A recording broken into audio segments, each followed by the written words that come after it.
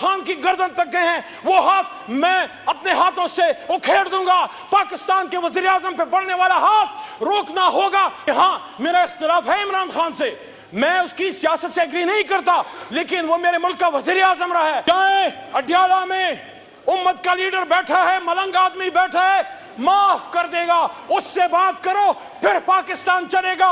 जब तक इमरान खान अड्याला में है, पाकिस्तान इसी तरह चलेगा।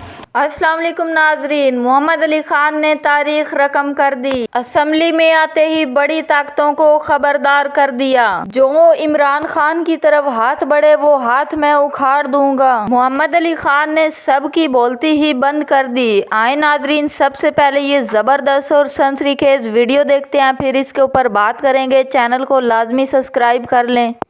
ये ऐसा मुल्क है जिसमें एक वज़ीर आज़म फांसी चढ़ गया, दूसरी का गोश्त हवा में उसका खून लहरा गया, एक आजादी के अगले साल शहीद कर दिया गया, और एक गोलियां खा के 500 दिनों से जेल में पड़ा हुआ है, खड़ा है, मजबूत खड़ा है। लेकिन हमने होश के नाखून ना लिए।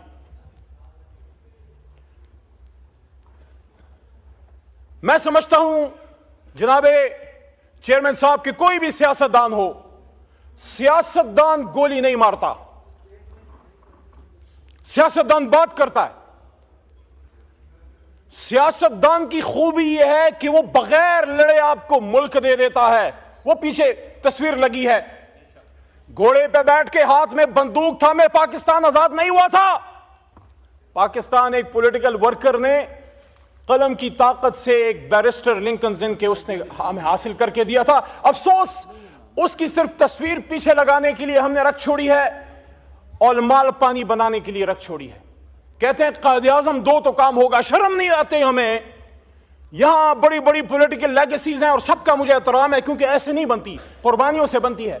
गफ्फार खान बाबा की भी लेगेसी है, आज जो उनके पोते नवासे कर रहे हैं उससे मेरा कोई काम नहीं है, लेकिन मैं इज्जत तकरीम देता हूं गफ्फार खान बाबा को भी, वली खान साहब को भी। भुट्टो साहब की भी लेगेसी है, मुस्लिम लीग की भी लेगेसी है। लेकिन मेरे भाइयों, मुझे आप ये तो बताइए, ये जो इस वक्त डी चौक में शहीद हुए पड़े थे, इनको क्या हिंदुस्तान में आके मारा है? आर्मी पब्लिक स्कूल का सानिहा कल की तारीख में हुआ था। 16 दिसंबर पाकिस्तान की तारीख का स्याह तरीन दिन है। 1971 में एस्टैब्लिशमेंट सियासतदानों को दोष देती है, सियासतदान एस्टैब्लिशमेंट को दोष देते हैं। इतनी बड़ा पाकी दामा की हिकायत, दामन को जरा देख, जरा बंद कुबा देख। कोई कहता है जनरल यहया ने फौज कुशी की, कोई कहता है तुमने इधर हम उधर तुम का नारा लगाया, कोई कहता है हाइब्रिड रजीम है। यह हाइब्रिड रजीम क्या 2017 से आई? 1986 में जब मोहतरमा बेनजीर भुट्टो शहीद पाकिस्तान उतरी एग्जाइल के बाद, पाकिस्तान की तारीख शायद है कि या वो दिन था या 30 अक्टूबर 2011 जब पूरा लाहौर निकल आया था, या पूरा लाहौर बेनजीर के लिए निकला है या इमरान खान के लिए निकला है। लेकिन जब सन 86 में, मेरा सवाल आज इस पार्लियामेंट से, ये मुकदमा जमहूरियत है, मैं किसी नवाज शरीफ जरदारी या इमरान खान की बात नहीं कर रहा, मैं इस पार्लियामेंट का, इस जमहूरियत का रोना रो रहा हूं कि आज हमें हाइब्रिड रजीम की बात की जाती है। यहां सिलेक्टेड की बात हुई, हमें सिलेक्टेड भी कहा गया, पता नहीं क्या क्या कहा गया। शुक्र है कातिल तो नहीं कहा गया, कातिल तो नहीं है, अपने हमारे हाथों में किसी का खून नहीं है, शुक्र अल्हम्दुलिल्लाह। यहां बेशुमार लोग आया करते थे। इसी डी चौक में मैं, परवेज खटक और शेख रशीद इमरान खान के हुक्म पे जाके एंगेज करते थे। यहां साथजा कराम आए, यहां एलएचपीज आए, यहां नर्सेज आए, यहां सरकारी मुलाजमीन आए, यहां उलमा कराम आए, यहां बिलावल साहब आए, यहां मरियम नवाज साहब आई। हमने एंगेज किया, न गोली चलाई, न किसी को पकड़ा। 24 घंटे से ज्यादा रिकॉर्ड किसी के पास नहीं है कि हमने किसी को जेल में रखा। जनाब चेयरमैन साहब, यहीं इसी कुर्सी पे कायद ऐवान तशरीफ फरमा थे शहबाज शरीफ साहब, और मैंने उनके सामने ये गोश गुजार की बात, मैं तकरीर के दौरान चिट्ठी नहीं पढ़ता, मुझे पता है मैंने क्या कहना है। मेरी उम्र गुजर गई है, 10 साल मेरे इस पार्लियामेंट में गुजर गए हैं। वल्लाह मैंने यहां लड़ाई देखी है, ऐसे लगता है जैसे हम घरों से यहां लड़ने के लिए आते हैं। जैसे ये कैमरास बंद होते हैं फिर आपस में चाय पीते हैं। ये मुनाफिकत नहीं है? एक दूसरे की शादियों में जाते हो, एक दूसरे से मिलते मिलाते हो, इकट्ठे जाके उम्रे करते हो, लेकिन जब कौम की बात आती है फिर आपस में लड़ते हो। किसको दिखाने के लिए? अल्लाह को राजी करो यार। इज्जत जिल्लत इमरान खान, नवाज शरीफ या जरदारी के हाथ में नहीं है। इज्जत और जिल्लतों का मालिक वो है जिसके 100 नाम ऊपर लिखे हुए। आज वो बात करो जो खुदा लगती बात हो, जो हक लगती बात हो। एबटाबाद डिवीजन में जनाब चेयरमैन साहब, मैं एक एक शहीद के घर गया हूं। यहां छोटा भाई इधर बैठा हुआ था, अता तारड़ साहब इस वक्त नहीं है। मैं उनको कहता हूं, अता भाई मैं आपको हाथ से पकड़ के मेरी गाड़ी में, उसमें मेरा अपना जाती पेट्रोल है, मेरे साथ चलें। कम से कम जिन शहीदों को मैं जानता हूं उनके कब्रों पे मेरे साथ जाएं। और मेरा आपसे वादा है, रेंजर का शहीद आपका नहीं, मेरा भी शहीद है, इकट्ठे रेंजर्स की शहादतों और दुआओं पे भी जाएंगे। लेकिन एबटाबाद डिवीजन नथिया गली के टॉप में एक पहाड़ी के सिरे पे एक नौजवान मुबीन मलिक की जो शहीद हुआ है यहां, और उसकी जो गोली बॉडी पे लगी है वो आर पार नहीं गई, उसमें एक बुलेट वुंड है। और यहां लॉयर्स बैठे हैं, मरवत बैठा है पीछे, मरवत साहब बैठे हैं, आप भी लॉ के स्टूडेंट हैं। जब बॉडी से गोली आर पार नहीं जाती, इसका क्या मतलब है? इसका मतलब है कि इट्स अ स्नाइपर शॉट। उसकी छोटी बच्ची आयत नूर, यकीन करें बहुत खूबसूरत फरिश्ते जैसी छोटी सी बच्ची उसके बाप के हाथ में थी, और उसकी कब्र पर मैं बैठा और उसके बाप की खाली आंखें, क्योंकि उसका बेटा यहां शल पंप पे मजदूर था। क्या गुनाह किया था उसने? वो भी तो किसी का बिलावल था, वो भी तो किसी का कासिम या सुलेमान था या हमजा था।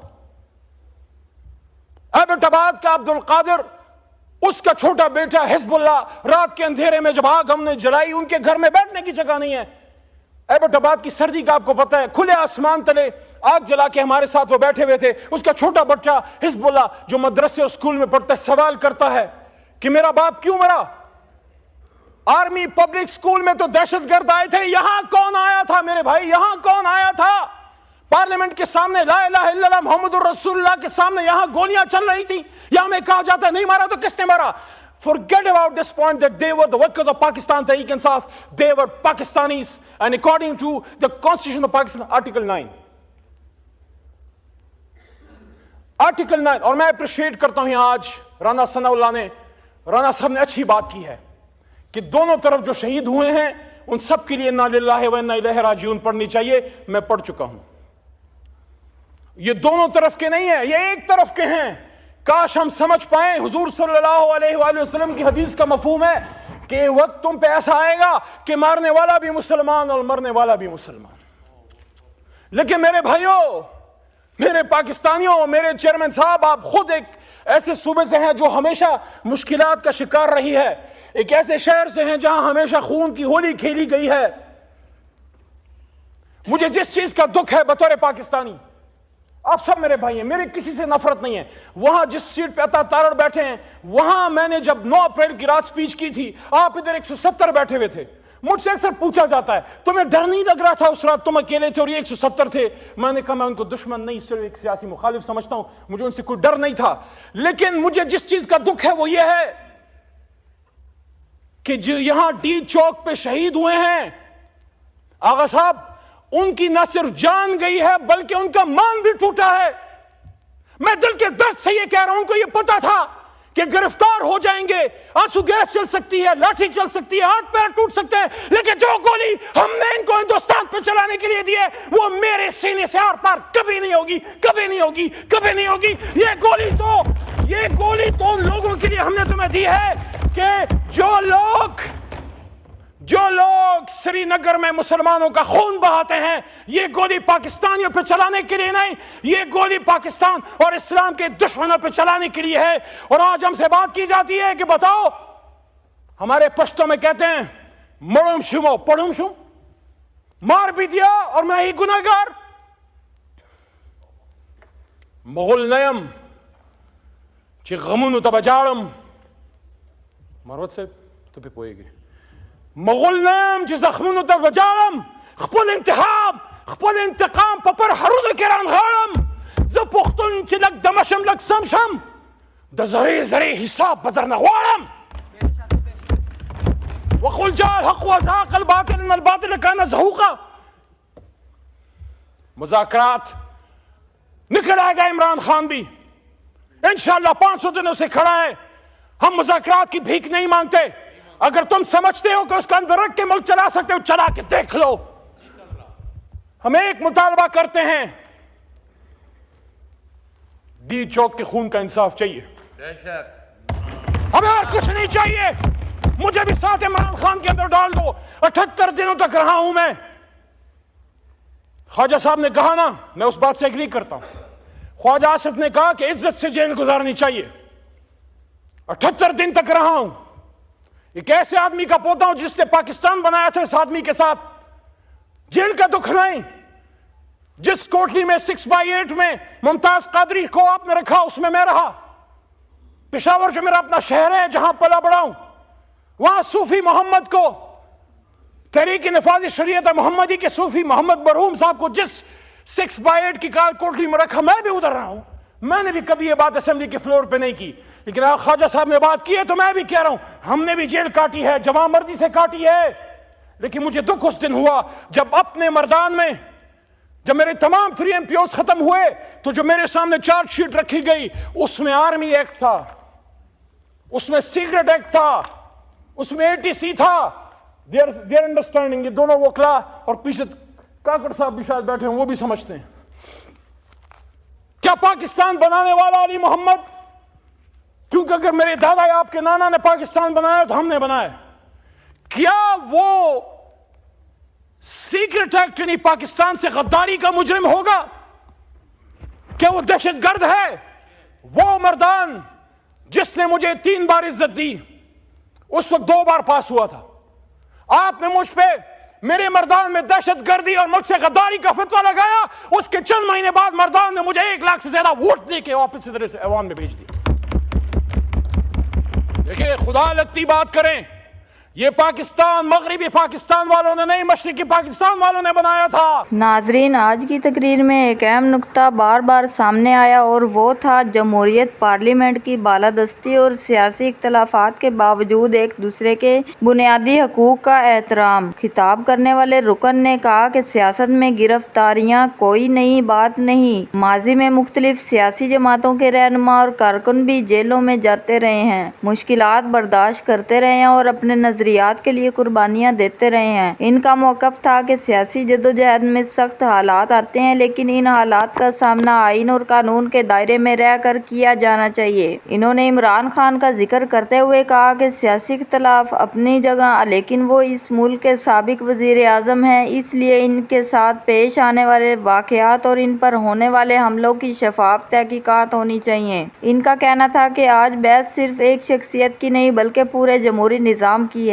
तकरीर में पार्लियामेंट के तकद्दुस का मसला भी उठाया गया। मुकर्रर ने दावा किया कि बाज़ अरकान असम्बली को पार्लियामेंट के अंदर और इतराफ में पेश आने वाले वाक़यात का सामना करना पड़ा, जिस पर इन्होंने शदीद तशवीश का इज़हार किया। इनके मुताबिक अगर पार्लियामेंट के मुंतखब नुमाइंदे खुद को गैर महफूज महसूस करें तो ये जमहूरी निज़ाम के लिए ख़तरनाक सूरत हाल हो सकती है। इन्होंने कहा कि जमहूरियत सिर्फ वोट डालने का नाम नहीं बल्कि इख्तलाफ राय को बर्दाश्त करने का नाम भी है। अगर सियासी मुखालफिन को दुश्मन समझा जाए और इनकी आवाज़ दबाने की कोशिश की जाए तो इससे जमहूरी इदारे कमज़ोर होते हैं। इनका मौक़िफ़ था कि तमाम सियासी जमातों को अपने इख्तलाफात के बावजूद आइन और पार्लियामेंट के एहतराम पर मुत्तफ़िक़ होना चाहिए। किताब में पाकिस्तान की सियासी तारीख का भी हवाला दिया गया, जहाँ मुख्तलिफ रहनुमाओं ने कुर्बानियाँ दी, जेलें काटी और मुश्किलात बर्दाश्त की। मुकर्रर ने कहा कि इन तमाम कुर्बानियों का मकसद एक मजबूत और मुस्तहकम जमहूरी पाकिस्तान था, इसलिए आज भी इस रास्ते पर चलने की ज़रूरत है।